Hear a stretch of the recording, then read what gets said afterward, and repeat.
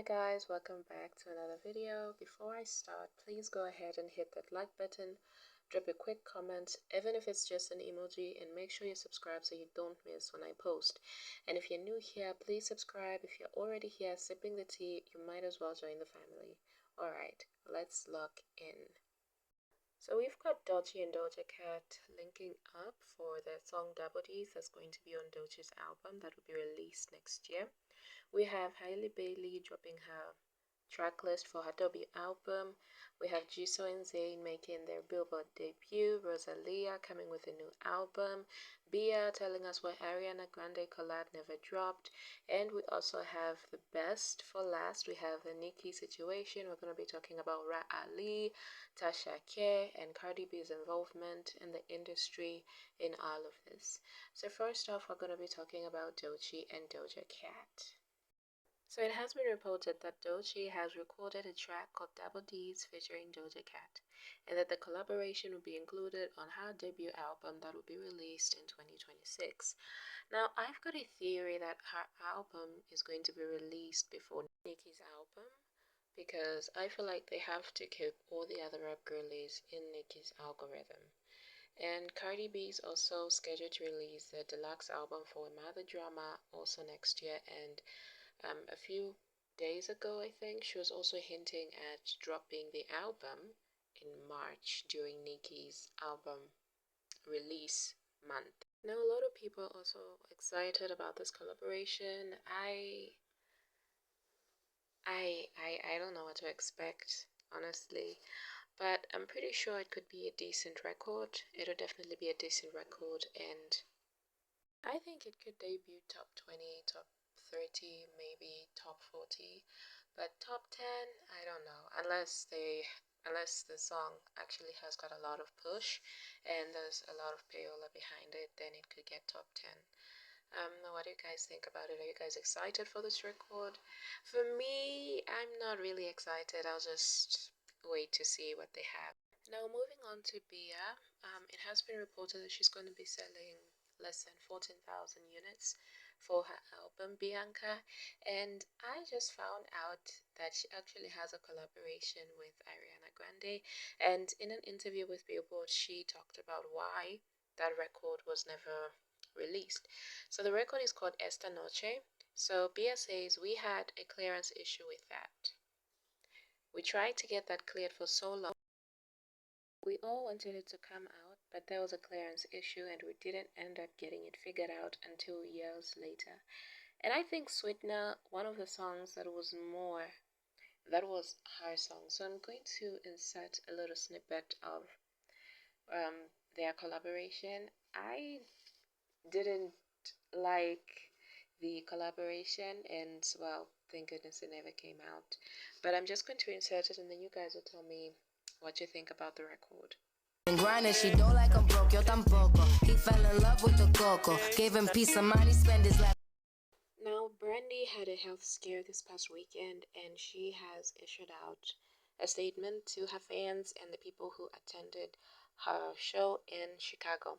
So she says, to my dear fans in Chicago, thank you all for the overwhelming love, support, and most importantly, your prayers. I sincerely apologize for the abrupt end to last night's performance in Chicago after weeks of non-stop rehearsals. Last night, I experienced dehydration and feelings of wanting to faint. Everyone involved agreed that prioritizing my well-being was of the utmost importance. I still made the decision to try and return and give it my all despite not feeling okay, with having to make some adjustments and the show being very technical. Unfortunately, it was impossible to fully connect sonically with the production. I really appreciate everyone's best efforts. I'm deeply grateful to my sister Monica for stepping up with such grace and professionalism, and the entire crew for their continued care and support.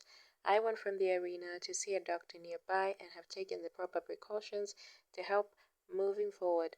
Your understanding, patience, and unwavering belief mean the world to me.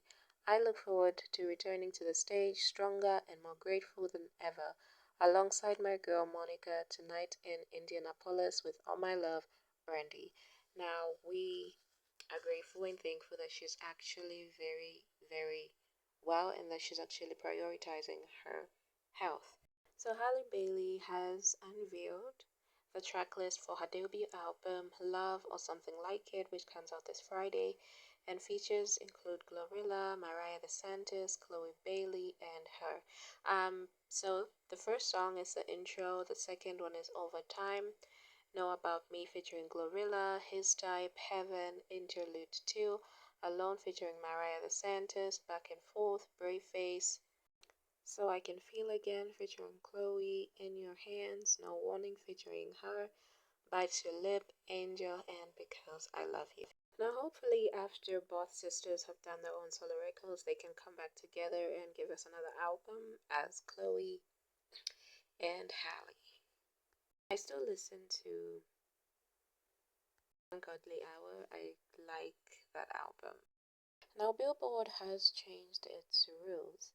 So, songs will be removed from the chart if they're falling below number 5 after spending 78 weeks on the chart, below number 10 after 52 weeks, below number 25 after 26 weeks, and below number 50 after 20 weeks.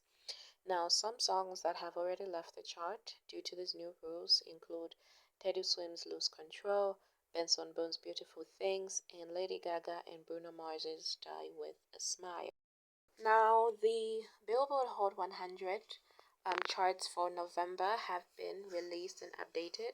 So at number 1, we have Taylor Swift with The Fate of Ophelia. Number 2, we have Golden by Hunter X. Number 3, Alex Warren, Ordinary. 4, 5, and 6 are Taylor Swift. 7, we have Daisies. 8, we have Morgan Wallen. 9, we have Man I Need. 10, we have Taylor Swift. And I believe that I actually have some K-pop fans as well on this channel and some Latina fans as well. So debuting at number 72 on this week's Hot 100 is Eyes Closed by Jisoo and Zayn. So this becomes Jisoo's first career solo entry and Zayn's ninth. So Zayn was a part of One Direction and Jisoo is a member of the girl group K-pop girl group Blackpink. And Rosalia is also releasing her album titled Lux, which will be out November 7th. Now, Barbs, one thing about Nicki is Nicki can roast the F out of somebody. Yo! So there's a lot to talk about, a lot to unpack, a lot to break down. So I'm just going to start with this. So Nicki said in her spaces, B-word got dentures, veneers, a retainer, a lisp, a heavy tongue, a mother effing overbite, an underbite, and bifocals. Yo. Okay, so now we're gonna dive straight into the tea because I had to save the best for last, and this is going to be a long section because we have a lot of things to break down. So Nicki Minaj has sent these messages to Tasha K, letting her know that her ex-stylist DeAndre had been stealing from her, and she had filed a report in Cali a few weeks ago, and Tasha K had posted about that. Now, DeAndre's ex-boyfriend also came forward and wrote on his Instagram, "You broke into my apartment and stole my jewelry, my bags, my luggage, and more while I was at work. You are going to jail. You're mad I left you and after you cheated on me multiple times. And now you're crashing out because you're losing everything after stealing from Nicki Minaj." Now, DeAndre has yet to publicly debunk these rumors, but he's been posting church videos, scriptures on his Instagram. Now, Tasha K had more to say. I told him she was going to find out. Hollywood says he told DeAndre that she was going to find out. He says he was the one that stole from Tamar as well. This your stylist friend. This is the third person that done said you stealing. So we got Nicki Minaj, we got your ex-boss, now we got your co-worker. He says he was the one that stole from Tamar as well. If you remember, that time, it was a stylist that was stealing from Tamar. It was him. I said, so DeAndre stole from Tamar. I asked him. He said, yes. Okay? I said, what did he steal from Tamar? Bags. He said they better get like me and have their clients go with them to the stores. I'm this stylist. They come with me to get what they need because I'm not taking anyone's car to go shop.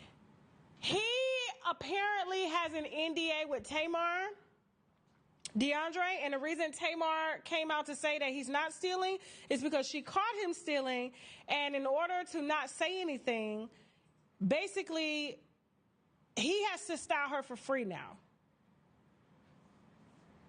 So I've never reached out to Tamar yet. I was going to do it, but she jumped in my DM. So obviously she heard about it. I don't know if y'all DM'd her or what, but she came into his defense, and I was told by Hollywood that they have an NDA. It's because she did catch him stealing, and the deal now is that DeAndre has to style her for free.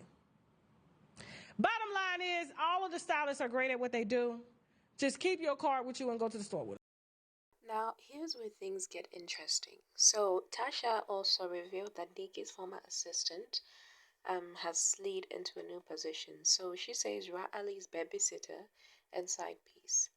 So, they say Rah Ali allegedly swings both ways, and that Khadija, Nicki's former assistant, handed over Nicki's Apple ID, passwords, and login info straight to Rah Ali. Next thing you know, credit card details were pulled, and the rest, history. Rah was history. So, people are putting two and two together. What if Rah Ali has been a paid mole all this time? Not recently, but also concerning the 2018 incident where Cardi B ended up with that knot on her head. What if Rah Ali was behind all of that as well? Now, Tasha continues to clear the air. So she says, "You gonna stop twisting my damn words. Nicki Minaj ain't got no damn schizophrenia. Let's be real. Most of us got a little bipolar and crazy in us, and that's facts. They tried to 5150 Kanye for being bipolar. It's a mood disorder like the F. Then turned around and attempted to seize his assets just because he was talking his ish. Meanwhile, Wendy Williams is sitting in a luxury hospital suite while her lawyers spend her money. Michael Jackson's gone, and Britney Spears had to flee the US to Mexico just to feel free after years under that conservatorship.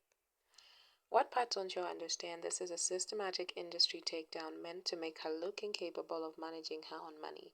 And let's be clear, Kenny, her husband, is in the way. All this started after she tweeted about that damn COVID vaccine. Now remember, Cardi B had tweeted this when Nicki and Cardi were going back and forth on X. So Cardi tweeted, "Quiet as kept. The truth is you've been diagnosed with schizophrenia and bipolar for almost 9 years, and you also on heavy drugs, C words, pecs, and the X drug. And don't listen to nobody around you. The only person that have the power is Kenneth Petty. But you know what happens with that Amex when you sedate it." Now, Tasha K coming out to say that Nicki doesn't have schizophrenia, neither is she bipolar, and Cardi B tweeting that Nicki had been diagnosed, okay? So, how does Cardi B actually know about Nicki's diagnosis? Tasha K came out to debunk those rumors saying that they're false. Cardi says they're true, and in Cardi's tweet, Cardi did not add allegedly to her tweets. So it seems like she actually has solid information, and someone telling her this could be a doctor. And Nicki also said that a doctor was also caught stealing from her. So they're trying to put Nicki in a conservatorship, okay? So they want to label Nicki as being crazy, like what Deseret did to her daughter. So she said her daughter was crazy, and then accused her daughter's husband of laying her hands on her. So the husband went to jail. Then she sent her daughter to it was held in a hospital, and then Deseret ended up having full rights over her daughter. So it seems like that's the same thing that they want to do to Nicki Minaj. So they want to label Nicki crazy. They're trying to do to Nicki what they did to Wendy, okay? So they're trying to have her in a hospital so that they can have access to Nicki's money. Now, Nicki Minaj is married to Kenneth Petty. Now I see why she didn't get married to any guy in the industry, okay? So Nicki is married to Kenneth Petty, and because Kenneth Petty is in the way, they cannot get access to Nicki's funds. So they have people stealing her money, and then they make Nicki look like she's going crazy or she's losing her ish. And then they also had, Cardi B to say that it was Kenny who was trying to steal from Nicki when she's sedated, trying to make Nicki feel paranoid and not trust her husband so that she can't have anyone in her circle to trust. Because right now, it seems like Nicki has a lot of snakes around her, and the only people that are actually trustworthy are her son and her husband and her mom. That's it. And they also tried to use that lawsuit where they were claiming that Nicki is about to lose her $20 million mansion with the bodyguard. They tried to bring that up. You know, that's an old case. And then they're trying to bring it up now. And Nicki already clocked this, saying that, these are the tactics that they do to try to ruin her image and to find out how much Nicki is worth. And this is why Nicki doesn't update her net worth. And Bernie B is not beating the allegations that she is an industry plant, which is why I cannot also wait for the time that Nicki will start cleaning house and start suing people. And I know that she's gonna sue Barney B for every single penny. And like I said, it's doctors, it's lawyers, it's ex-friends, it's all of this. You know what I'm saying? Stylist team, everybody just chipping away. So nobody is taking that serious. If you felt like you was lied on, then why didn't you just go file a lawsuit automatically? You're a fucking liar. And Rob gonna post that to try to discredit you. Where the fuck is your cease and desist to Tasha K? Because she name dropped you as a thief too. Not just me, but her criminal background accused her of bank fraud and grand larceny and all that. 2006, and so does DeAndre. Fuck ass. Then not only that, I so it because I was looking for the tweet and I couldn't find it, but I went on Nikki's page to look for a tweet. Remember, I don't know if y'all remember when she mentioned something about uh Barney B being the one to SWAT be the one that was sending the SWAT calls.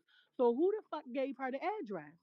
That's what I want to know, because if she knew about that Amex card and I'm not trying to bring her up on your platform because I know that Yeah, because because we don't talk about. We just want to focus yeah, on but the I truth. want to And like I know. said, everything that the other side got, they got because everything was already in motion. People were getting fired. People were already getting reports filed on them. So of course they're gonna go to the other side and they're gonna talk shit because they need jobs. Okay, they need fucking jobs. So that's obvious that they try to spread the rumors to try to clear up their name, but to give out her address where her son lay her head, that's taking it too far over some money that you have not earned.